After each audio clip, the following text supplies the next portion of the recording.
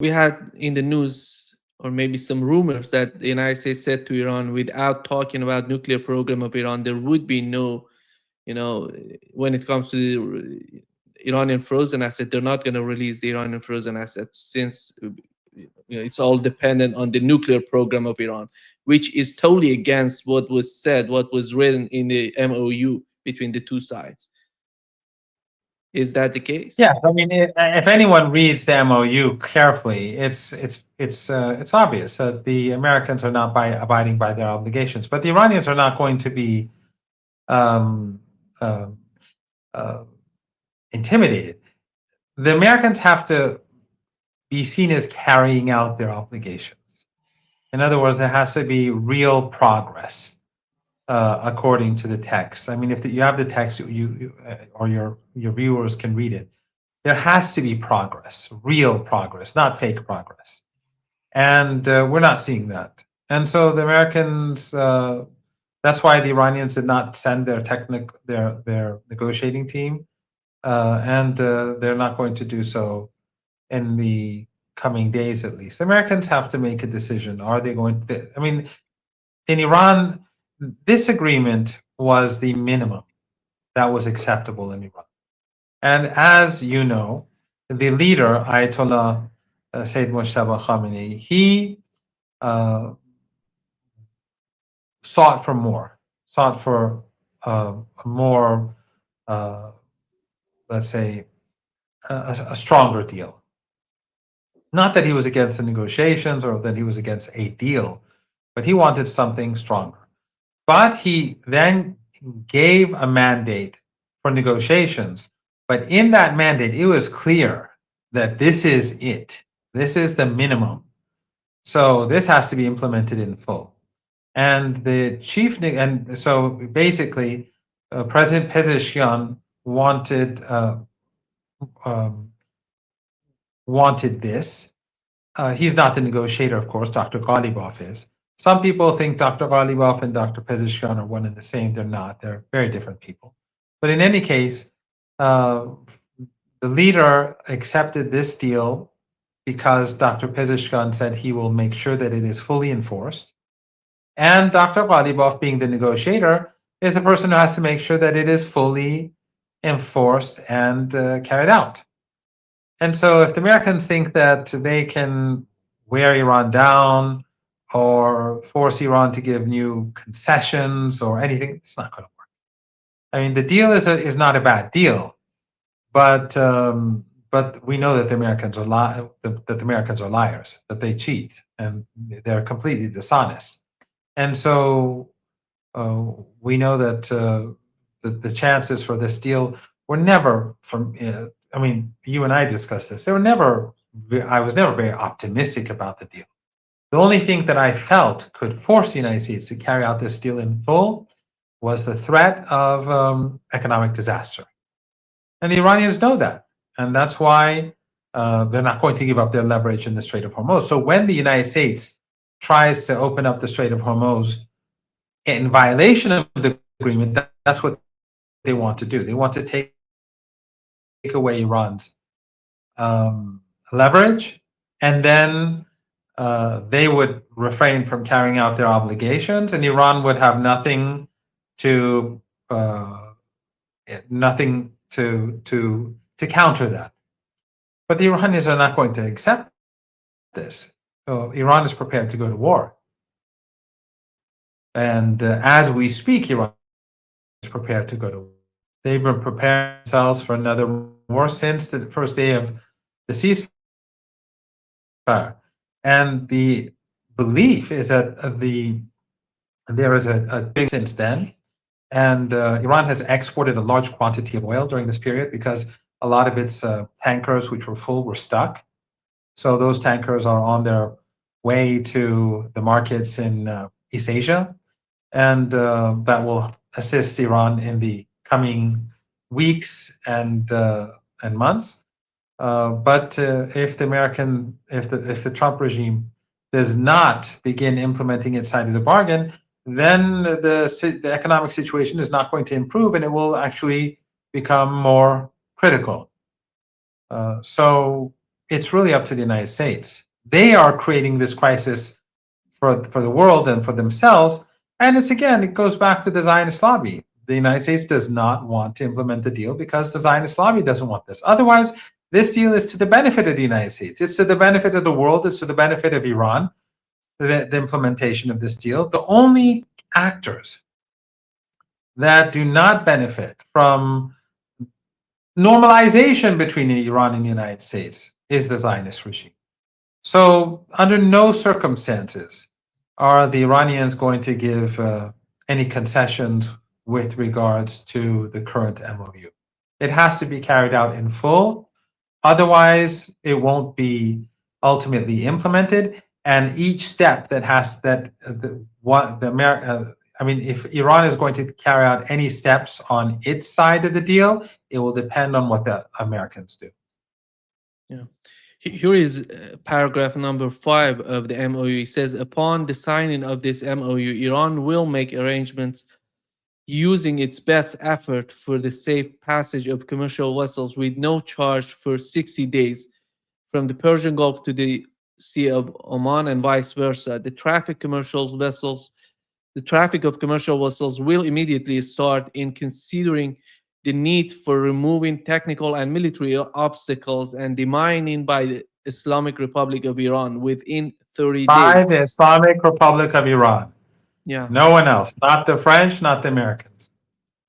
Iran will conduct a dialogue with the Omani government to define the future administration and maritime services in the Strait of Hormuz. There is no mention of the United States being involved in the Strait of Hormuz.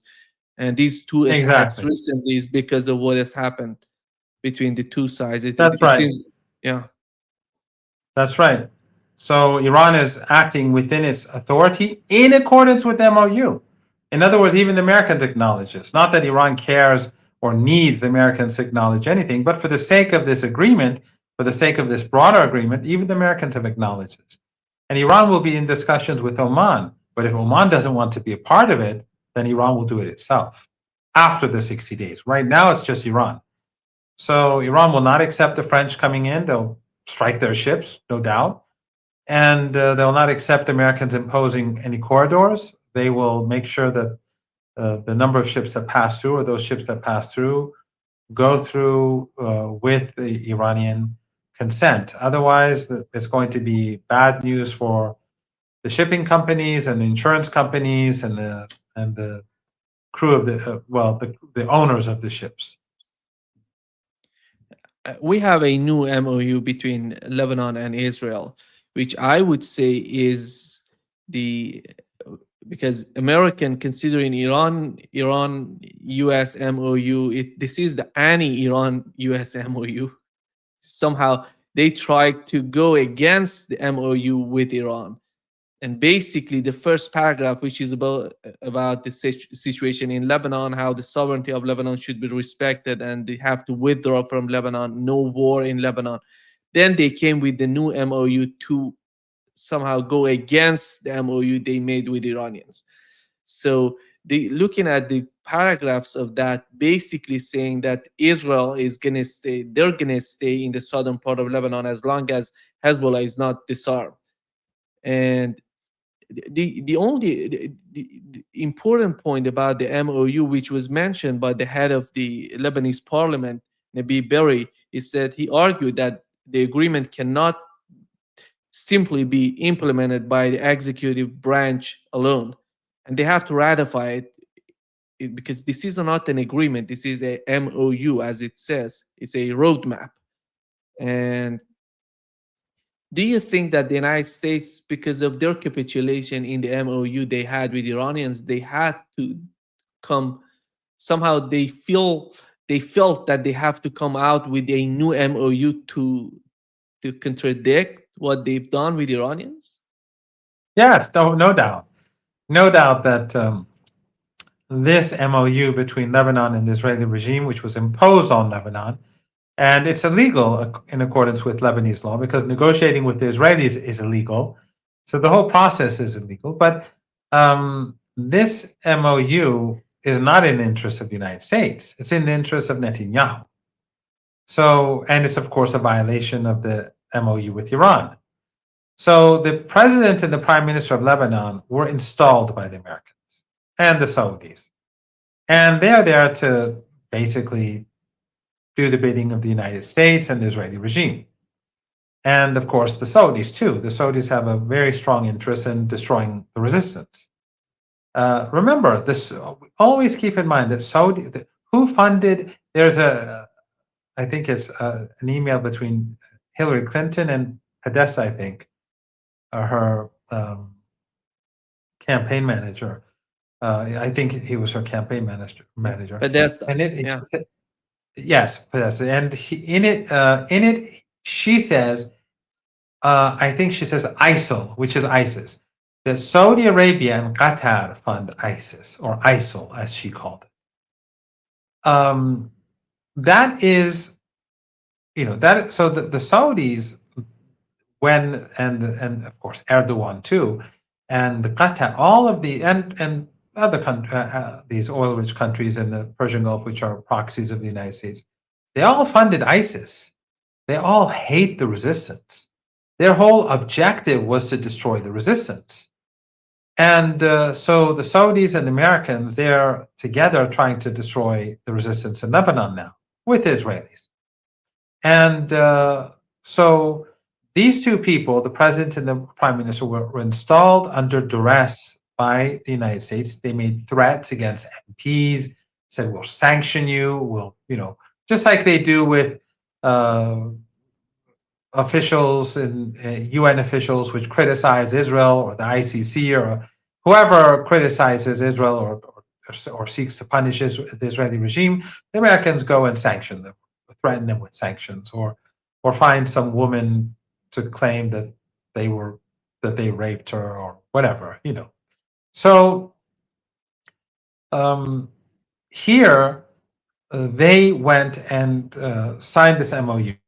And the interesting thing is that this is coming at a time when the Israeli regime is isolated and despised across the world, and going against the grain, the Lebanese government is actually legitimizing the regime and recognizing the regime through direct talks. So you would think that first, at least, if they're going to betray their country and betray the Palestinian people and betray the law of Lebanon, which doesn't allow them to do that, they would get a huge concession from the Israeli regime. They got nothing. They gifted, first of all, the Israelis went almost immediately afterwards and murdered a lieutenant general and his entourage in the south of Lebanon. And the Lebanese government gifted southern Lebanon to the Israeli regime and gave them full authority to do whatever they want.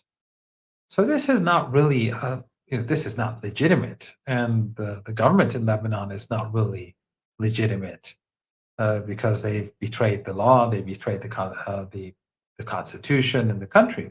But in any case, this is being done in order for the Americans to please Netanyahu, because the MOU is obviously against the interests of Netanyahu, and so in order to compensate, Trump is doing this. And remember, every single, except for the siege, the United States is not abiding by any of its commitments.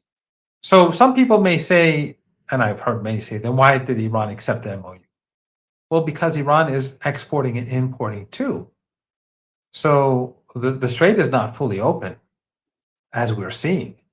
So the Americans did not get what they want. Those who think that the Americans got what they want, they're not getting what they want. What they want is 150, I don't know how many ships would go through a day, 150, 200, 170. I don't know exactly how many go a day.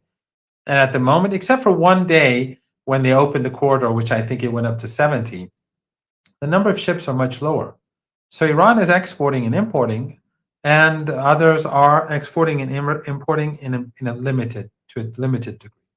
So this MOU is not a victory for the United States. I mean, the MOU is a victory for Iran, but by refraining from implementation, it doesn't bring about a victory for the United States. it creates a stalemate because the Americans are not getting what they sought because they violated the deal, and the Iranians will not give them what they seek until they implement the deal. Yeah. Uh, Do you think that I think one of the main concerns right now would be as time goes by and Iran tries to control the Strait of Hormuz, because we have to understand that the strait is some like 25 kilometers wide That's and right. something like It's not 12. international waters as we've discussed together multiple times. It's Iranian and Omani waters. It's not wide enough to be an international waterway. So, what would be the reason for the United States to be in the region? And the latest attack, what is the assessment on the part of Iran? Are they using Saudi Arabia or some of these GCC countries to attack Iran, or they're using their, you know, aircraft carriers, those fighter jets, or maybe Jordan, these fighter jets that are coming to the Iranian borders to attack Iran? Because You in mean the during? You southern mean? part of Iran, You close mean? to Syriac area, it's I don't know. I haven't asked that. I don't know. I don't have an answer to that question. So I should refrain from speculating because that deserves a very clear uh, answer and accurate answer. What I can say though is that um,